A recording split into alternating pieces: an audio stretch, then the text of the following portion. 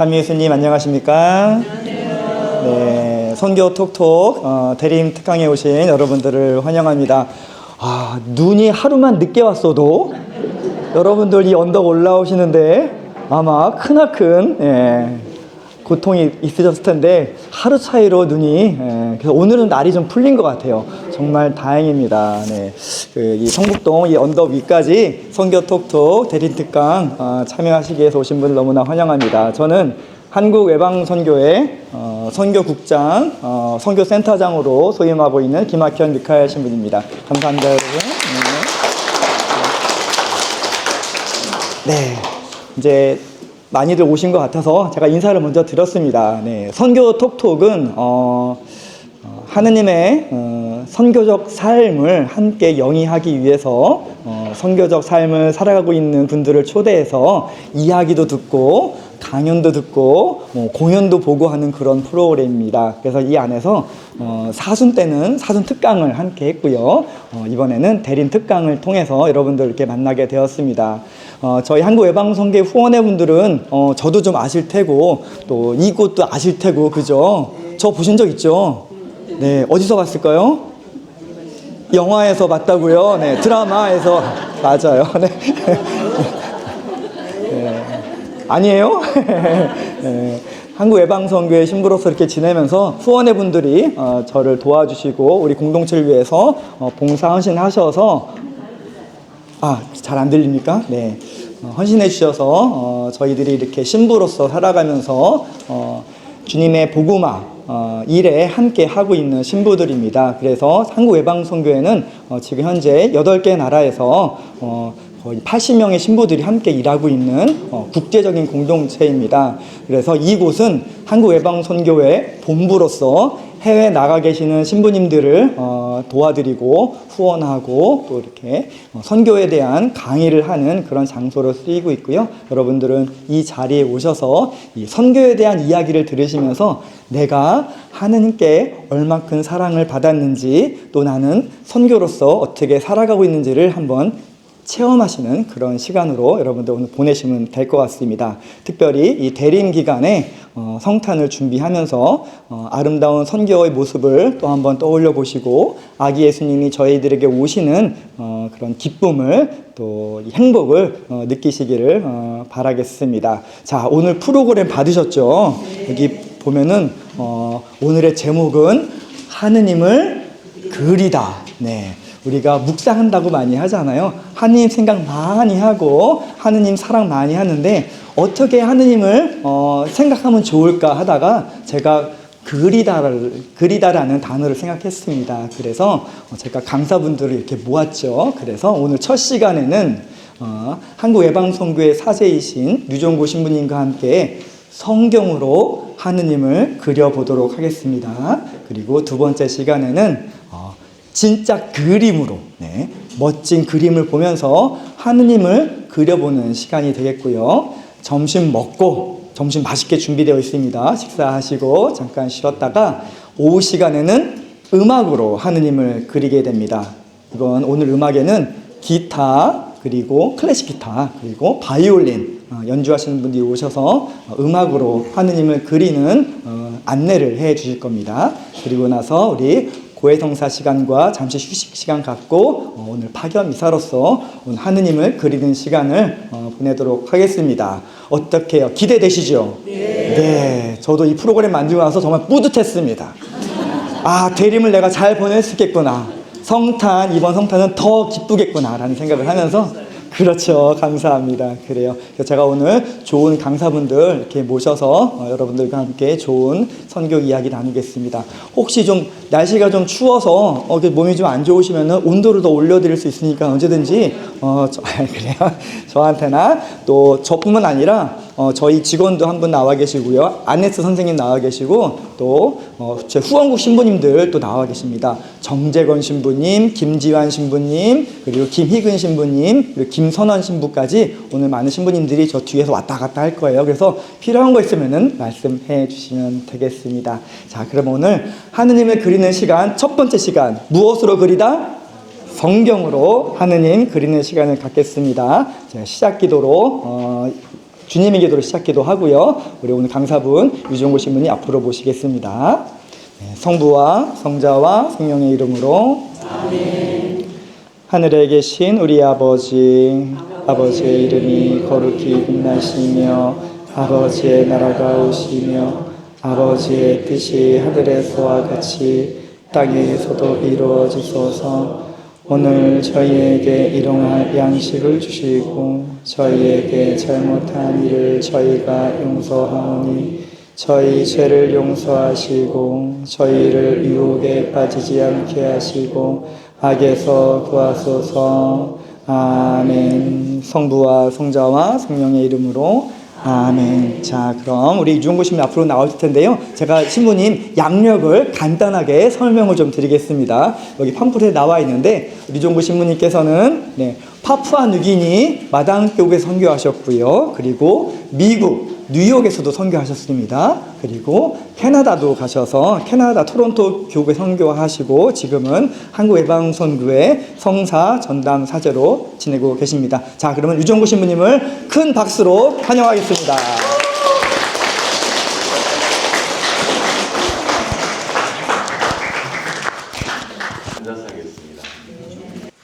목소리가 굉장히 커서 한창 강의하고 다닐 때는 서울교 어떤 지구에 구반장님 교육하는데 1,800명이 모였는데 전원이 꺼져버려가지고 제 육성으로 1,800명을 상대로 2시간 동안 떠들어도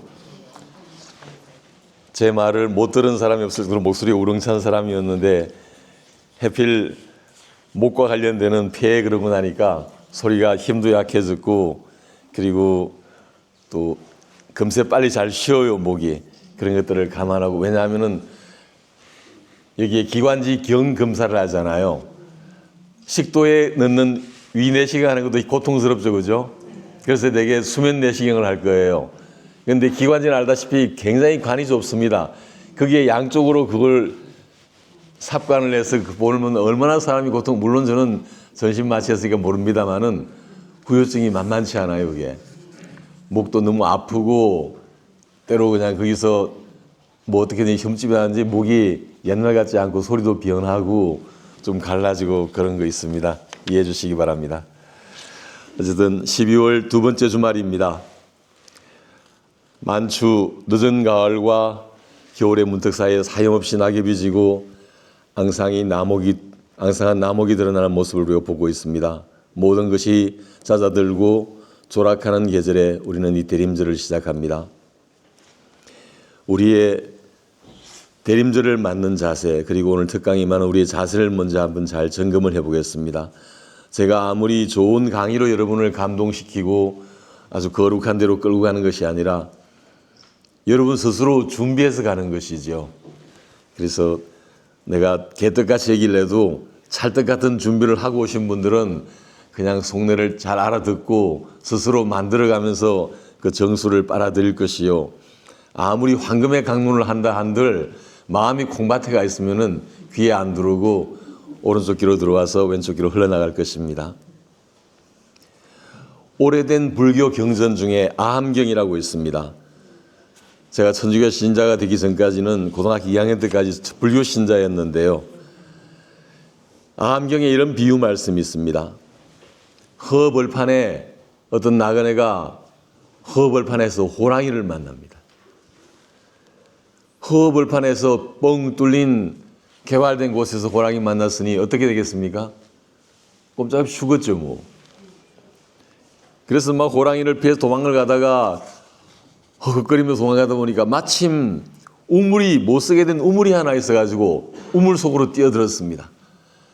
뛰어든다고 해서 그냥 쥐암패 나는 게 아니라 이제 우물이 앞에 벽도 쌓여져 있잖아요, 안쪽으로. 그래서 발을 딛고 내려가는데 안 쓰는 우물이 되니까 그 사이에 흙 사이에서 막 나무도 자라고 해가지고 이렇게 나뭇가지를 잡고 밑으로 바닥으로 내려가고 있는데 그리고 호랑이는 위에서 내려다보고 어르렁거리고 있고 밑으로 내려가다 보니까 우물이 물이 없고 말랐는데 밑에 독사들이 그냥 수십 마리가 또아리를 들고 앉아가지고 내려오면 막 혀를 나름대로 날쳐다보고 있는 거예요. 그야말로 진퇴 양난이죠. 나가지도 못하고 물러서지도 못하는 그리고 내려가다가 이제 엉거주춤하게 마침 가지를 잡고 이러고 있는데 그 가지에 또 벌이 집을 지어 놔가지고 그 벌집이 기울어지니까 그 안에 꿀물이 또르륵 떨어지면서 마침 나그네 얼굴 쪽으로 입으로 똑똑 떨어지는 거예요. 그러니까 그 나그네가 잠시 희죽이 웃으면서 꿀물을 빨아먹고 있는 그게 우리 인생이다. 지 죽을 줄도 모르고 우리가 여러분 의도해서 이 세상에 온 사람 아무도 없죠. 어느 날 철이 들어보니까 내가 이 땅에 존재한다는 것 외에는 우리는 내 존재의 근거를 모릅니다. 그래서 어떤 장사는 다 망하지만은 종교 장사는 안 망합니다. 근거를 우리가 몰라요. 그리고 가기 싫은데 며칠 전에 제 친구가 하나 죽었습니다. 초, 중, 고를 동문수학한 친구인데 혈액암으로 고생한다는 얘기 한번 찾아가서 그때 그 와이프도 보고 친구들과 함께 찾아간 적이 있습니다만 좋아지는 것 같더니만은 뭐 이러다가 빅 쓰러졌다고 그러면서 곧바로 구급대 실려갔는데 곧바로 사망 진단이 나왔다고. 그래서 오늘 지금 아침에 장례하는데 거기 못 가고 제가 이제 특강이 예정이 되어서 여기 왔습니다. 그렇게 갑니다.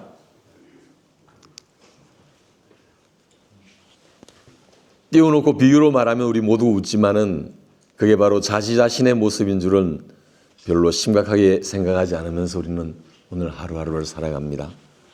인생은 바울로 사도께서 비유하셨듯이 마라톤 경주와 같습니다. 저마다 1등으로 골이 나여서 영광의 월계관을 차지하려고 열심히 달리는 경주입니다. 그런데 어떤 사람이 정말 쇠가 빠지게 열심히 달렸습니다. 쇠가 뭔지 아세요? 제가 고향이 대구입니다만 혀를 경상도 쪽에서 쇠가 빠진다 그러면서 혀가 빠지게 그냥 열심히 얼마나 열심히 달리는지 혀가 빠질 정도로 열심히 1등 하려고 한참을 뛰어가다 보니까 뒤에 따라온 사람이 아무도 없어. 그래서 너무 빨리 뛰었나 하고 이제 여유가 생겨서 뒤를 둘러봐서 높은 데 올라가서 돌아봤더니 전 출발자고 다 보이는데 불사 반대로 뛰어갔네. 이 사람은 열심히 뛰어갈수록 어떻게 됩니까? 자꾸 멀어지죠. 우리 그렇게 인생을 살 수 있습니다. 빨리 가는 것도 중요하지만은 제대로 방향을 잡는 것은 더욱더 중요하다는 것이죠. 특강, 피정이라는 게 바로 그런 겁니다. 스님들도 겨울 한때 추울 때 그리고 여름 한철 더울 때 동안거, 하안거라고 해서 활동을 안 하고 절집에 들어가서 딱 들어앉아서 그냥 한겨울 동안 계속 아주 엄성하게 수행하는 그런 제도가 있습니다만 우리도 비정하죠. 사순절 되면 또 사순특강도 하겠죠. 그죠? 뭐 사실은 특강은 비정하고 다릅니다만 어쨌든 큰 틀에서는 그런 목적으로 이런 특강을 하는 것입니다. 그러니 여러분들이 특강에 오신 내가 특별한 내용을 준다기보다 우선 여러분이 마음 준비를 잘해야 됩니다. 방향을 바로 잡고 방향이라는 건 정말 꼭 어떤 방향만이 아니라 인생의 목적일 수도 있고 아니면 현재 내가 서 있는 삶의 좌표가 어디쯤에 와 있는지를 알아야 될 거 아니에요. 그죠? 그럼 내가 지금 어디에 있는지 삐딱하게 서 있는지 바로 서 있는지 뭐 뒤로 가는지 앞으로 가는지 알아야만 뭘 고치고 뭐가 잘못됐다는 걸 알고 커렉션하는 그런 시간이니까 그래서 그런 전반적인 점검하는 그런 시간을 우리가 준비하고 또 이렇게 여러분들이 그 목적을 알고 이게 왔다고 생각합니다. 인생에는 확실히 가고 싶은 길도 있고 또 가고 싶은데 불구하고 전혀 못 가고 있는 길도 있습니다. 가고 싶은 길은 정말 우리가 간절히 원하는 것이지만 가고 있는 길은 어떻습니까?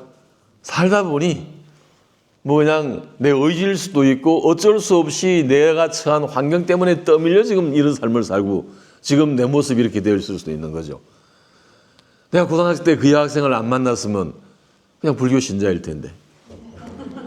이 학생 뒷구문이 쫓아다니다가 그 그냥 젊은 나이에 아주 어린 나이에 그 치기와 함께 호리는 여학생의 그냥 웃음에 넘어가서는 천주교 신자가 됐고 그러다 보니 또 신부까지 되어버렸네. 그래서 인생을 완전히 조져버렸습니다. 그와 같이 여러분도 보면 그럴 거예요. 우습지도 않게 정말로 깊은 사색과 함께 뭘 결정해서 지금 내 모습이 아니라 뭐 예기치 않고 전혀 진짜로 깊이 있게 정밀하게 생각해 본 적도 없이 뭐 어쩌다 보니까 이렇게 했는데 지금 인생이 이렇게 되고 있는 거예요. 있죠? 그게 지금 내가 가고 있는 내 모습이고 지금 내가 걷고 있는 길입니다. 좋을 수도 있고 나쁠 수도 있고 결국에는 내가 원했던 것일 수도 있고 여전히 원하지 않았는데 불구하고 이런 일을 갈 수도 있고. 그럼 세 번째 길은 뭐가 되겠습니까? 가야만 할 길도 있죠. 그건 당위의 길입니다. 내가 좋을 수도 있고 내가 싫을 수도 있고 하기 싫을 수도 있는데 불구하고 반드시 그렇게 해야만 되는 이런 특강이라든가 피증은 이 세 가지 길을 하나로 모으는 그런 시간들이에요. 정말로 때로는 음식을 과거에는 안 좋아했는데 불구하고 제가 군대 가서 고기를 처음 먹었습니다만은 먹다 보니까 맛있어서 자꾸 먹게 되는 고기 있잖아요. 회는 여전히 못 먹습니다만 어쨌든 입맛은 변해요. 지금 햄버거 되게 좋아합니다. 그전에 그냥 쌍꺼들 음식이라고 그랬는데 지금 잘 먹거든요. 변하듯이 우리가 가고 싶은 길이 달라질 수도 있는 것이죠. 달라진다는 것은 달라져야 될 이유를 알았기 때문입니다. 그리고 가야 될 길을 아는 것이 바로 내가 현재 가고 싶었던 길을 교정하는 수단이 되기도 해요. 결국에는 모아지는 길은 어디로 가야 되겠습니까? 가고 있는 길이죠. 당의 길로 바꿔놓고 그리고 지금 내가 가고 싶었던 것도 지금 가고 있는 길 속에서 뭔가 미세한 조정으로 인해서 마침내 가고 싶었던 길로 바꿔야 되고 그리고 그 길이 또한 가야만 될 길이 되어야 된다는 그런 걸로 내가 바꿔갈 수도 있다는 것입니다. 그런 작업을 하는 것이 바로 비정이고 오늘 우리가 특강에 여러분들이 오신 이유일 것입니다. 지금 내가 어디에 있는지 어떤 경로로 달려왔고 또 어디로 갈 것인지 말입니다. 내 존재의 좌표를 타자의 시각으로 조감할 수 있을 때 그때 우리는 더욱더 확신을 가지고 열심히 달려갈 수 있기 때문입니다. 비정지도 가서 곧잘 하는 얘기입니다만 우리가 버스 타는 일을 한번 생각해 보십시오. 버스를 탄다는 건 어디 가려고 버스를 타는 것이죠. 그러면 처음부터 목적지가 생각됩니다. 목적지는 단순히 그 목적지가 목적인 것이 아니라 그 목적지에서만 내가 해야 될 일과 만날 사람이 목적이죠. 누구가 몇 사람이 몇 시에 어디로 모이기로 했으니까 그러면 거기에 가자면은 내가 수단으로서 어떤 버스를 타고 여기서 얼마큼 가서 몇 정거장 내려가지고 거기서 내려서 얼마 정도 걸어가야 거기에 간다. 우리 다 계산하죠. 걸리는 시간까지 계산해서 갑니다. 근데 만약에 어떤 사람이 버스를 타고 난 다음에 어디로 갈까를 생각하는 사람이 있다. 쉽게 얘기해서 미친놈이죠. 아닙니까? 미치지 않고서 누가 그런 짓을 합니까? 방법적으로 그러는 사람이 있어요. 철학하는 사람들. 아무 생각 없이 타놓고 어디 갈까 생각함으로써 그때 자기 마음 안에 일어난 미미한 변화를 보면서 인간의 본질을 밝히기 위해서 본성과 그리고 계획해 살아가는 어떤 그 여러 가지를 갖다 살펴보기 위해서 그런 짓도 한다고 그럽니다. 저는 그런 거 해본 적 없습니다만. 자, 그러면 이런 내용들을 그대로 크리스찬이 된 천주교 신자가 된 나에게 한번 다시 대입을 봅니다. 지금 이야기들을. 우리가 그리스도교 신자로 살아간다는 것은 이 대림절에 특히 더 깊이 사색해 보면은 우리는 영원히 대림 시기를 사는 그런 시기에 살고 있어요. 하느님의 구세사를 생각해 보십시오. 하느님이 이스라엘 백성과 처음 계약을 맺으시고 그 전에 천지 만물을 창조하고 그런 모든 것들을 내가 직접 없어서 모르지만 어쨌든 그랬다고 성경은 얘기합니다. 그게 신화일 수도 있습니다만 신화는 그 자체로 누가 거기에 의미를 부여하고 내 걸로 삼느냐가 더 중요합니다. 우리 단군 신화 아시죠? 단군 신화가 우리 민족의 고유한 신화가 아닙니다. 산동 지방에서부터 해가 중국에서 여러 부족들이 공유하는 그런 걸 우리가 그게 의미를 부과하고 우리 걸로 삼았기 때문에 우리 게 된 겁니다. 그런가 하면 홍수 얘기 있죠. 어느 민족에게나 다 있습니다. 비슷한 얘기 다 있어요. 중요한 것은 이스라엘 민족이 자기 걸로 삼고 거기에 하느님을 심어 놓았고 의미를 부과했기 때문에 그것이 신화에 생명이 불어넣어져 가지고 신앙으로까지 발전하게 되는 겁니다. 물론 우리 믿죠. 믿지만은 역사학자라든가 또는 종교학자들이 근본 종교를 캐는 사람들은 다 그런 식으로 얘기를 합니다. 그 부분도 우리가 부정할 수 없고, 그러나 거기에 함몰되지 않지만은 고유한 하늘을 믿는 대상으로서 받아들이죠. 그래서 하느님과 우리 관계를 맺고 우리가 그리스도의 신자가 됐다는 것은 그리스도를 따르는 사람이 됐다는 거예요. 내 인생의 목적을 예수님께서 보여주신 길에다가 맞춰놓은 사람들이라는 뜻입니다. 근데 예수님이 이 땅에 오시고 그 이전까지 구약과 신약으로 나누어지잖아요. 그죠? 그렇죠? 신약은 예수님 오신 이후의 시대를 신약이라고 그러는데, 우리는 예수님의 의미를 너무나 중차대해서 그냥 더 이상 말할 수 없을 정도로 예수님이 중심이 되는 거예요. 역사의 물꼬가 완전히 달라져 버린 겁니다. 그런데 예수님이 이 땅에 오실 때 우리를 구원하시기 위해서 오신 첫 번째 이니셔티브를 가지고 하신 첫 번째 일이 뭡니까? 당신이 사람이 되어 오시는 일이에요. 그리고 34년 이 땅에 사시면서 특히 3년 공생활 동안 당신의 하느님과 만나고 그리스도로 살아갈 수 있는 우리의 길을 집약적으로 가르치신 그런 교훈이 되겠고, 복음을 비롯해서 신약 성서의 말씀은 더 구체적으로 명료화해 주는 말씀이지만 큰 틀에서 신약의 시작은 바로 당신이 사람이 되어오는 일로부터 시작하는 것입니다. 천주강생, 성탄절을, 대림절은 크게 두 가지로 의미가 첫째는 2000년 전에 오셨던 예수님의 천주강생의 의미가 워낙 중요하고 신약의 시작과 함께 시작되고 우리 그리스도의 생활의 본질을 관통하는 핵심 주제이기 때문에 이에 대해서 새롭게 하는, 리뉴잉 하는 거예요. 하느님이 사람이 되어 오신 성탄의 의미를 새롭게 하는 것, 반복하고 또 기념하는 그런 의미가 있는가 하면은 두 번째 의미는 어떤 것입니까? 예수님께서 현재 우리 곁에 계십니까? 안 계십니까? 실존적으로 안 계시죠?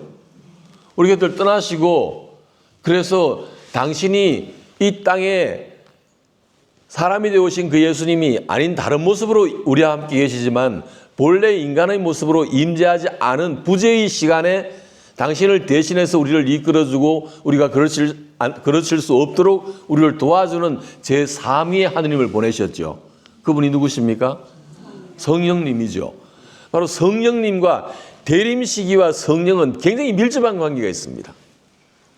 예수님이 이 땅에 인간 예수로서 부재하시는 그 시간 동안에 우리가 하느님, 예수님이 계실 때는 당신이 계시니까 우리는 거기 기대할 수 있는데, 안 계신 동안에 우리가 그르치지 않도록 교회의 머리가 되시고 교회의 정신이 되시는 겁니다. 그래서 우리는 지금 어떤 시대를 살고 있냐면, 예수님이 이 땅에 오셔가지고 사시고 우리 곁을 떠나신 지 벌써 2000년이 지났잖아요.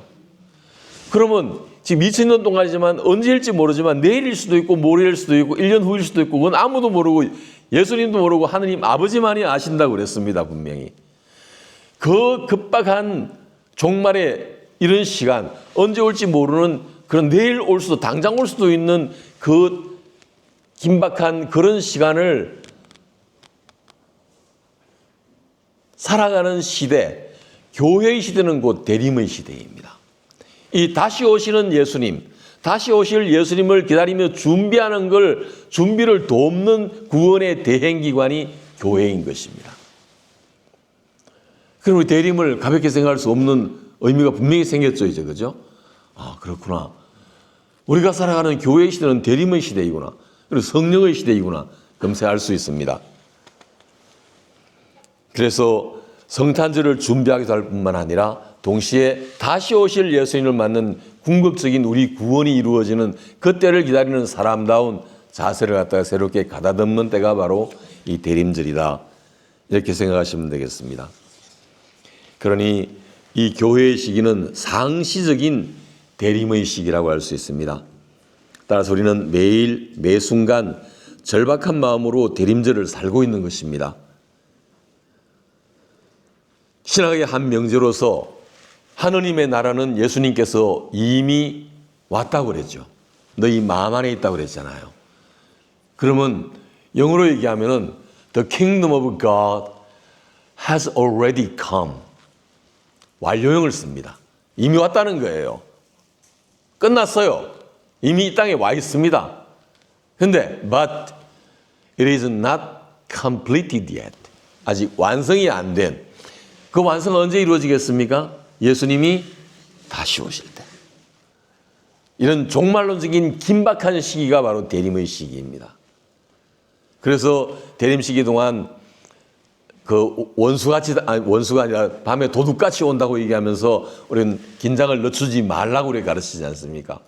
당장 내일 예수님이 다시 오시도 하등 이상할 것이 없는 아이고 이렇게 뭐 예고도 없이 갑자기 예고 이미 했는데 당신이 이 땅을 떠나실 때 살아계신 동안 이미 예고를 했습니다.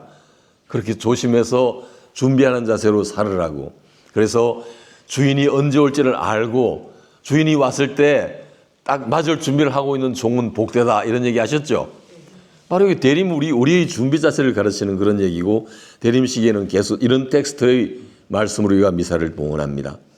그래서 이미 와 있으나 아직 완성되지 않은 하느님 나라를 또는 이미 오셨고 그리고 다시 오실 예수 그리스도를 깨어 기다리는 삶이 바로 우리의 신자 생활이라고 할 수 있는 것입니다.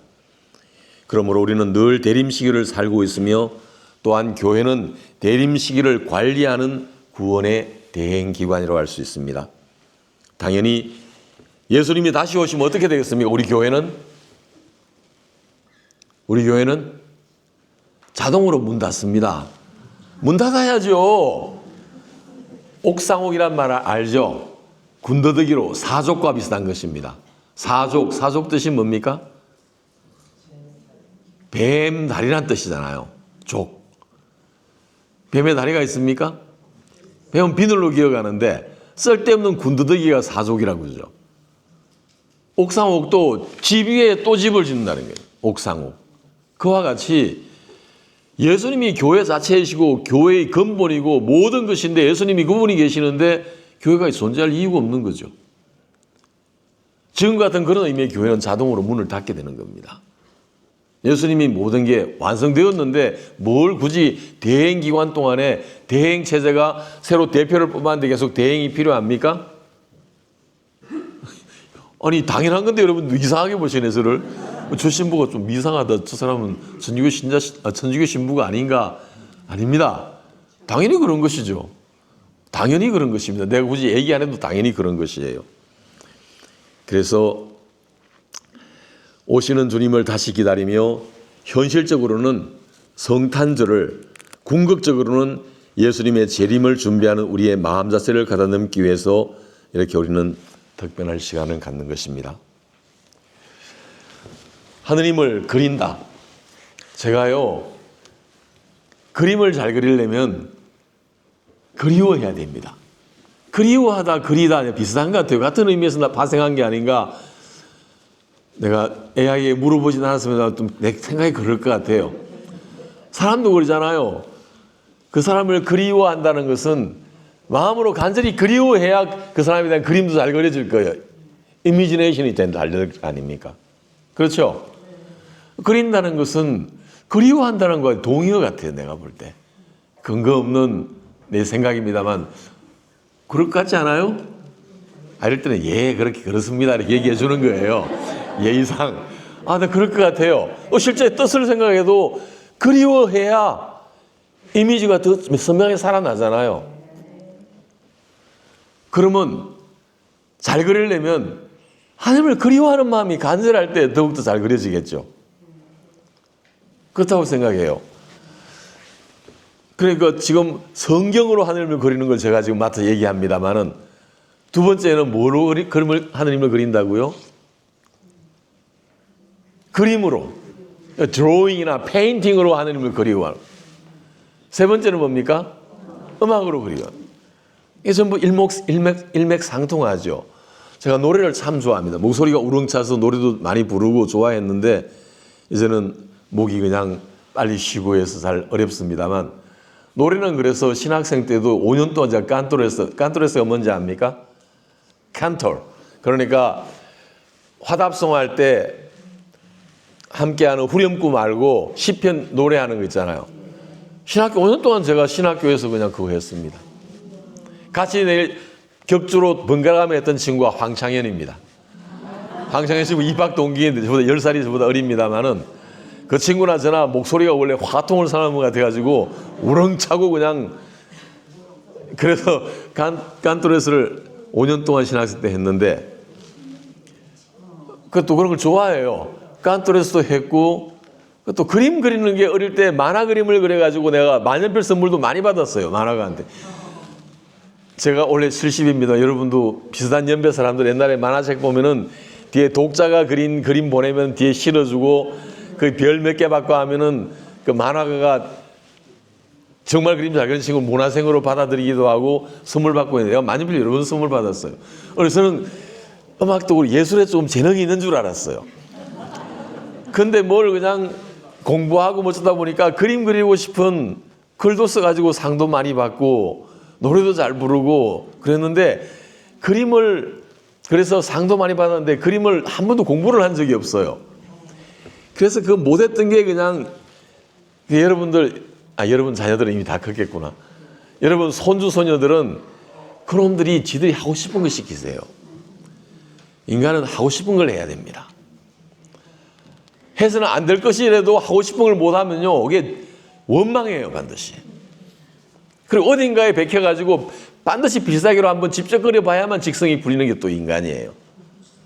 여러분도 다 그려놓고 내 새끼는 내가 했던 실수를 반복하면 안 된다고 안 시키는데 인간은요 이게 뭔지 된장에 찍어 먹어봐야만 꼭 제가 그만둬요. 안 하더라도 하게 하세요. 하게 하세요.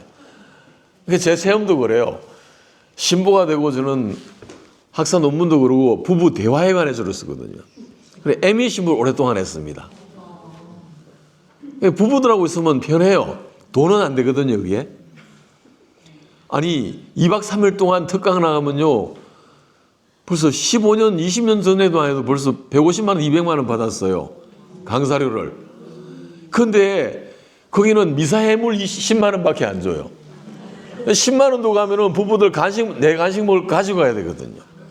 그것도 안 돼. 근데 좋아서 굉장히 많이 했습니다. 그런데 이제 인연이 되려고 그랬는지 그림에 대해서 늘 미진하고 언젠가는 내가 한번 은퇴를 하면 어쨌든 간에 한번 그림 그려봐야지 늘 그냥 마음속에 품고 있었는데 마침 때가 돼가지고 나한테 부부 교육을 받은 ME 주말에 들어오신 분 중에 모 대학 교수 부부가 있었어요. 미대 교수가. 그래서 그분하고 친해져가지고는 제가 안식년 때 2000 그때가 몇 년도인가요? 4년도인가? 그때 비로소 안식년 때에 안식년 1년을 쉬는 거 아니에요. 그러니까 재충전, 리차지하는 그런 시간인데 공부하고 싶으면 공부하고 여행하고 놀고 이제 몸을 재충전해서 다시 나가게 되는데 안식년 1년 동안에 그 금싸라기 같은 시간 6개월을 내가 그림 공부에 바쳤어요. 그분한테 찾아가서 강의도 듣고 그림도 그리고 교정도 받고 하는데 6개월 딱 하고 손 떼는데 충격적인 얘기를 들었어요. 늘 그냥 신불해서 그랬겠지 아마. 아이 잘합니다. 이분이 강의 잘 들었어요. 아, 노래 참 잘하시네요. 심지어 노래방 옛날에 가면은 거기 그 카세트 테이프에 1시간 놀았던 거 담아주고 이런 거 있죠. 내가 노래한 거 그때 벌써 신학생 때 10만 원 주고 팔았습니다. 그걸 10만 원 주겠다고 사겠다는 거예요. 그걸 많이 팔아먹었는데 그림을 내가 굉장히 스스로 자신에게 실망한 게 그 미대 교수님이 어느 날 6개월 다 돼갈 무렵에 그 다음 6개월은 이제 여행하고 이런 데 시간 쓰려고 신부님 이 말 안 하려고 했는데 꼭 해야 되겠습니다. 신부님은 그림 그리는 재주는 없어요. 그러면서 그만두라는 거예요. 그때 얼마나 실망이 됐는지 그런 소리 별로 들어본 적이 없다가 그림은 원래 재주가 없다고 그러면 안 하는 게 좋겠다고. 그래도 솔직한 마음으로 가만 돌아보니까 내가 재주가 없는 건 맞아요. 근데 그냥 내가 재주 있는 걸 착각했어요. 만화 그림 그리고 했던 그런 것들이 찌꺼기 남아가지고. 그래서 그때부터는 뭐 때로 그냥 그림을 그리기도 합니다만 어쨌든 난 재주가 없다. 이걸로 뭔가 어디까지 해보겠다는 접어야지 하고 이 얘기를 너무 길게 했네. 어쨌든 그랬습니다. 그래서 이렇게 하느님을 그린다는 그런 줄 다시 돌아오면은 이게 사실은 그림으로 그리든 음악으로 그리든 본질은 같은 거죠. 앞서 말씀드린 것처럼 그리워해야 합니다. 그리고 그리워해야 될 이유를 알 때, 그럼 그분이 정말로 그리워질 때 저절로 그려지는 것이죠. 그리고 앞서 말씀드린 것 같이 하늘을 우리가 마침내 그 성경으로 그릴 수 있고 imagination, 그 이미지에서 깊이 생각할 수 있게 되고 폭발적으로 하느님의 이미지, 우리가 천주 성삼하면은 하느님 아버지니까 쇠미 허연 할아버지로서 그림을 그리고 사람이 되오셨기 때문에 특히 예수님이 그 중심에 서는 겁니다. 아주 획기적인 전환점이 돼요. 하느님을 그리는 것도 성경이든 그림이든 음악이든 폭발적으로 하느님의 이미지네이션이 가능해지고 그냥 수도 없이 개발된 이유는 바로 하느님이 사람이 되어 오신 그게 바로 방점을 찍게 된다는 것입니다. 대림의 의미도 굉장히 닿아 있는 주제라고 생각해요. 하느님을 그린다는 것은. 크게 얘기하면 우리가 진짜 어떻게 하느님을 과연 그릴 수 있겠습니까? 그분은 하느님의 속성을 좀 생각을 해봐야 됩니다. 그분은 신이시죠. 그렇잖아요. 난 내가 말을 잘못한 줄 알았다. 하느님은 신이에요. 우린 인간이고 우리하고는 천장지차라고 해요. 하늘과 땅 이 차이보다 더 큽니다. 그러면 신의 속성에 대해서 무변광대하시고 무소부재하시고 죽음이 없으시고 뭐 그런 거 얘기합니다만 그분은 커요. 우선 이 우리의 상상의 끝자락도 미치지 못할 우주를 창조하신 분이 그분 얼마나 크겠습니까? 그런데 합리적으로 인간의 합리성, 이성적으로 생각해 볼 때 작은 게 큰 거 안에 들어가지 큰 게 작은 거 안에 들어갈 수 있습니까? 그건 불가능한 거예요. 인간적으로 안 되는 거예요. 그건요. 그러면 성경에서 하느님을 얘기할 때 하느님의 속성에 대해서 얘기할 때 우리가 알 수 있는 것이 과거에 모세 때도 그러고 이후에 많은 예언자들이 그랬듯이 요나도 그랬고 내가 성경에 다 붙여왔습니다. 오늘 그거 다 찾아보긴 힘들고 성경에서 보면 하느님 보면 죽는 줄 알았어요. 전부 다. 구약 성경 때. 구약 시대 그랬죠? 전부 눈을 감거나 안 보이고 그러고 하느님 보면 죽는 줄 알았어요. 바로 이런 의미가 들어있는 거예요. 하느님에 대한 사유가. 하느님 우리하고 존재하는 양태가 다른 분입니다. 우리는 눈으로 볼 수 있잖아요. 하느님 눈에 보입니까? 안 보여요. 인간적인 방법으로 또 이성적인 논리적인 추리로 논리적이고 이성적으로 추리해서 그것도 가능합니다만 그것도 또 하느님을 온전히 잡아낼 수가 없는 겁니다. 하느님은 내가 이런 분이었다고 볼 수 있게 됐다거나 판단할 수 있게 됐다거나 그분이 내 마음속에 정말 그려진다거나 이렇게 되면은 그와 동시에 하느님의 신성, 라틴말로 데이타스, 영어로 데이티. 데이티는 should be evaporated. 이미 증발해버리고 사라져버린다는 거예요. 왜? 그건 신이 아니기 때문에. 인간 안에 내가 상상할 수 있는 자랑으로 가둬버리면은 자동으로 신성이 없어져 버리는 거예요. 그래서 하느님은 늘 알 수가 없어야만 하느님이에요, 사실은. 그렇죠? 하느님의 속성이 그렇잖아요. 그래서 애매모호하고 알쏭달쏭하고 도무지 상상도 안 되고 이미지가 안 돼야만 그게 사실은 하느님이에요. 신학적으로 굳이 얘기해 보면은. 그렇죠? 그런데 그러면 만날 접점이 안 생겨. 인간은 눈으로 봐야 직성이 풀린단 말이에요. 찍어 먹어 봐야 되거든요. 오감이라 그러죠. 시각과 청각과 미각과 촉각과 감각, 또 후각, 이런 감각기관을 통해서 인간적인 방법으로 납득하게 될 때 온전하게 이미지네이션이 되면서 마음을 둘 수가 있는 게 사랑을 관념으로 할 수 없잖아요. 그렇죠? 사랑이란 추상적인 말마저도 인간은 관념으로 못하는 게 인간입니다. 그러니 그런 하나님을, 그런 걸로 안 되는 하나님을 그리려니까 얼마나 어려워요. 그러니 안 보는 게 상책이야. 하나님 안 보려고 그래. 보면 내가 죽는 줄 알았어요. 마치 조그마한 내 안에 우주보다 넓은 무변광대 하나님이 들어오면 나는 터져 죽죠. 그런 의미죠. 같은 겁니다. 근데 그러면서도 불구하고 내 안에 답이 없으니까 하나님을 믿고 따라가긴 하는데 늘 인간 성에 안 차는 거야. 봐야만 직성이 풀리는데, 만져봐야만 알겠는데, 그걸 채워주러 오신 분이 구약시대 수많은 연자를 통해서 가르치고 이거 하고 온갖 걸 다 해도 인간이 도무지 하느님 가까워지질 않고 납득이 안 되니까 마침내 하느님 편에서 먼저 이니셔티브를 취해서 하신 일이 당신이 빨가벗고 인간으로 와버린 거예요. 고맙죠? 인간 편에서는 말로 없는 횡재를 한 거예요. 그게 왜 그런 횡재를 하게 됐는가? 이게 패러독시컬한 얘기가 나오는 거예요. 역설적인 얘기. 내가 지난해 성탄 때, 성탄이 아니고 부활 때 내가, 지난해 부활 때 여기서 이 성당에서 내가 부활 찬송을 노래했습니다만, 부활 찬송은 굉장히 가사 내용이 감동적입니다.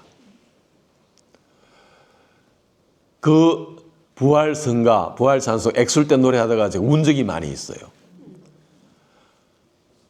노래하다 내 스스로 감동해서.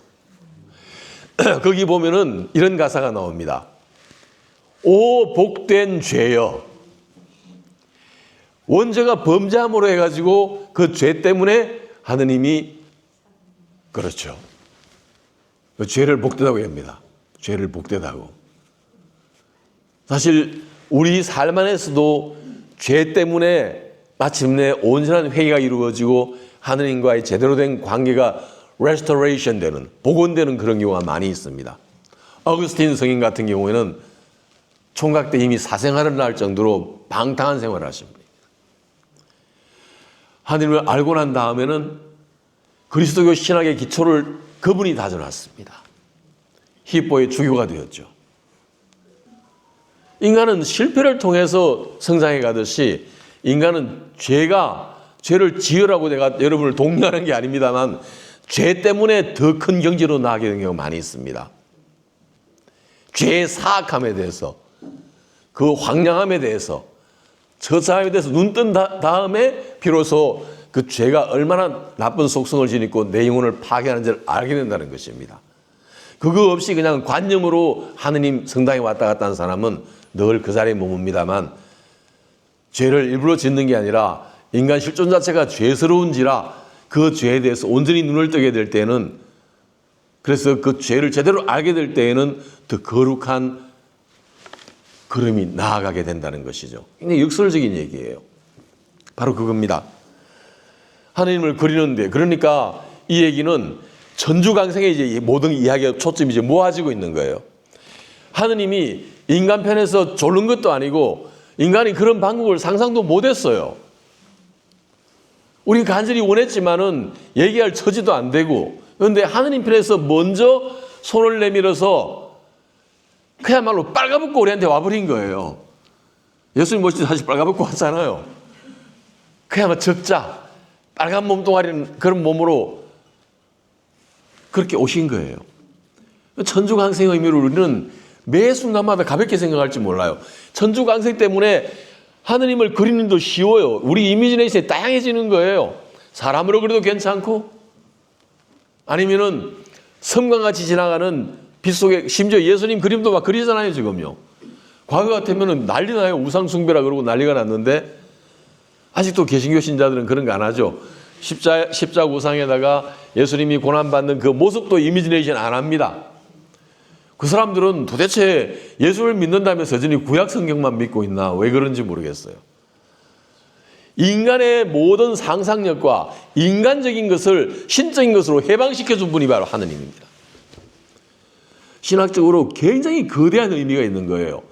인간적인 것은 늘 죄스럽고 유한하고, 그래서 거기 빠지면은 멸망에 이르고, 그렇게 속되고 하기 때문에 우리를 갖다가 단련시키고 쫓아내고 금하고 이겨내고 극복해야 될 상황으로 삼은 게 아니라, 하느님이 인간 안에 해방이 되어버렸고 인간은 하느님 안에서 인간으로서 해방이 되는 사건이 천주강생.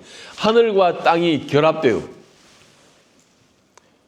얼마나 거대한 의미가 있는지 모릅니다. 하느님도 마음껏 그림을 그릴 수 있고 마음껏 노래할 수 있게 된 거예요. 그래서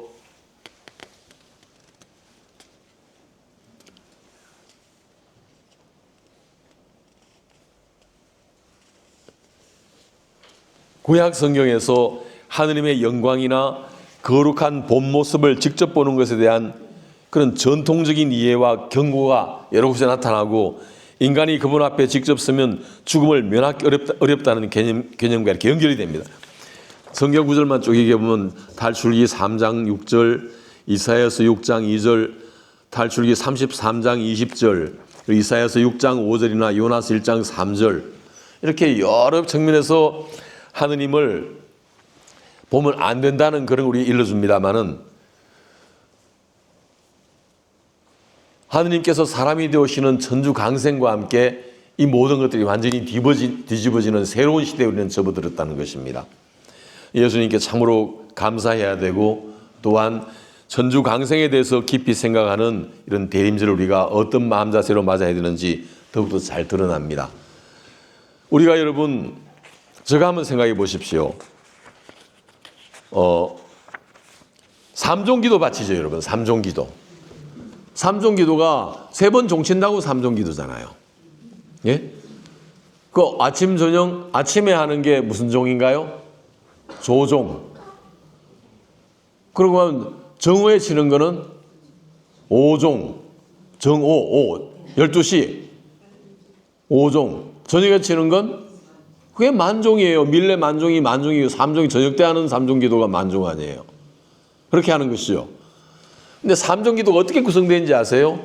삼종기도는 굉장히 중요하기 때문에 잊지 말라고 하루에 3번씩 우리를 갖다가 계속 경각시키는, 새롭게 생각하라고, 잊지 말라고 하루에 3번씩이나 기도시키는 기도가 삼종기도인데 이거 바로 천주강생을 얘기하는 기도예요. 해볼까요? 주님의 천사가 마리아께 아뢰니 그래 하느님이 사람이 되오시기에 첫 단계로서 마리아에게 말씀을 건네시는 예수님을 우리가 하느님을 얘기하고 마리아 응답, 인간을 대표하는 마리아 응답이 나오잖아요. 그리고 성모성을 바치고 두 번째는 마리아의 응답이 나옵니다. 주님의 종이 오니 성모성 바치고 세 번째 단계는 이 세 번째 이제 첫 번째 종은 하느님 편에서 말씀을 건네고 하느님이 이니셔티브를 취하십니다. 둘째는 그 하느님의 제안에 인간을 대표한 마리아의 응답이 두 번째 단계, 두 번째 종이고 세 번째 종은 뭡니까? 그 결과 이에 말씀이 우리 가운데 계신다. 이게 굉장히 중요하기 때문에 그리스도교 삶의 신자 삶의 핵심을 관통하는 내용이기 때문에 잊지 말라고 3번씩 기도시키는 게 삼종기도예요. 이해되시죠? 무슨 말인지? 근데 이거 여러분 잘 알고 계셨어요?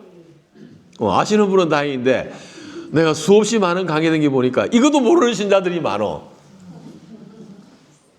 뜻도 모르고 연불하는 거야. 얼마나 웃기는 얘기예요. 삼종기도는 천주강생의 신비를 노래하는 기도입니다. 그래서 하느님을 그리워하고 하느님을 그리는 우리가 천주강생의 신비를 그림으로 굉장히 많이 그리잖아요. 보면은 예? 성모, 영보 이런 이름으로 그림을 얼마나 많이 그립니까? 준비한 게 너무 많은데 벌써 다 끝나버렸네요. 딴 얘기를 너무 많이 했나 보다. 그러면 천주강생을 우리가 다시 한번 생각해 봅니다. 영어로 얘기하면은 하느님이 우리를 구원하기 위한 방법이 당신이 사람이 되어 오시는 거, 그죠? 천주강생이라고 그러죠. 육화라고 그럽니다. 그럼 영어로 humanization이에요. 인간화, 하느님이 사람이 되어시기 humanization이라고 그러면은 우리 인간이 하느님께 나아가는 방법은 그대로 역순이 되는 거예요. 인간의 그 divinization, 성화, sanctification 이것은 하느님이 사람이 되어 오신 예수님을 그대로 모방을 하면 되는 거예요. 그렇죠? 당신이 인간을 구원하는 방법이 그렇다면은 그 방법을 그대로 인간편에서 우리가 구원받는 방법은 역순으로 사람이 되어 오신 예수님을 그대로 닮아가면 된다는 것이죠. 아주 우리 가르침은 단순합니다. 크리스천즘이 굉장히 단순한 거였지 보면요. 그러면 우리의 구원은 이 땅에서 이미 보장받고 하느님 나라는 이미 우리 안에 임재해 있다는 것입니다. 다시 한번 마무리합니다. 대림식이 대림특강으로 여러분이 하느님을 성경으로 그린다는 얘기하는데 원래 하느님은 그릴 수 없는 존재입니다.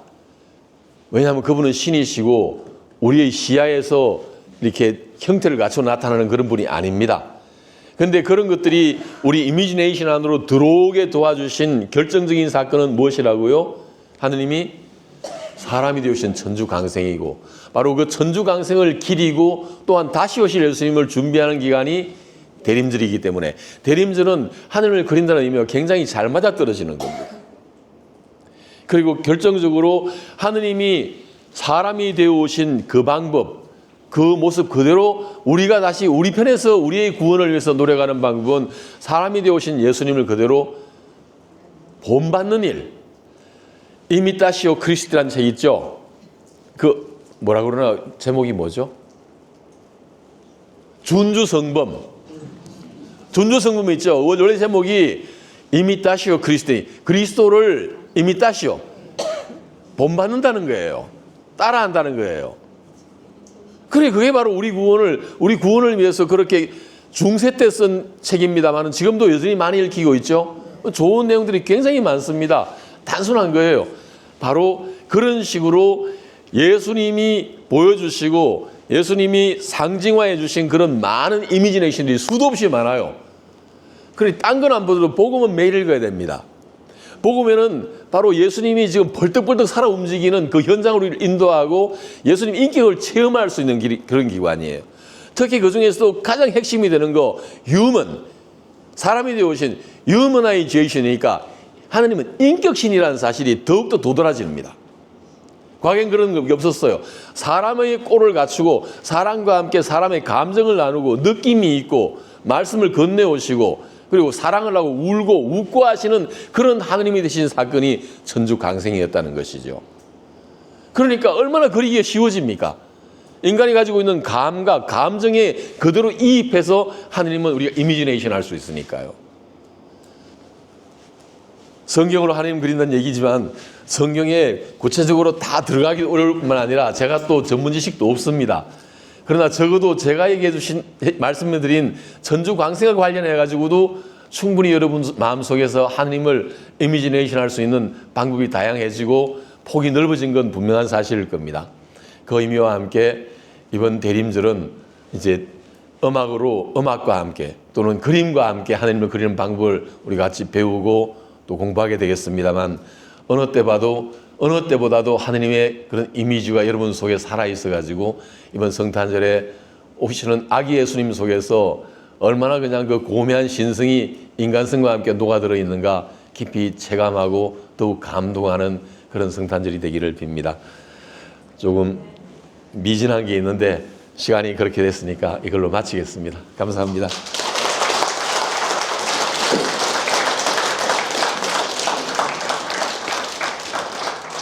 유종구신 닉타이 신부님께서 좋은 말씀으로 우리 성경으로 하느님을 그리는 방법 말씀해 주셨습니다.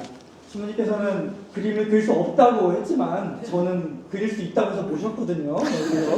그렇지만 신부님께서 저의 뜻을 잘 이해해 주셔서 성경으로 하느님 그리는 방법을 잘 설명해 주셨고 저희가 대림과 한탄 준비할 수 있도록 잘 도와주셨습니다.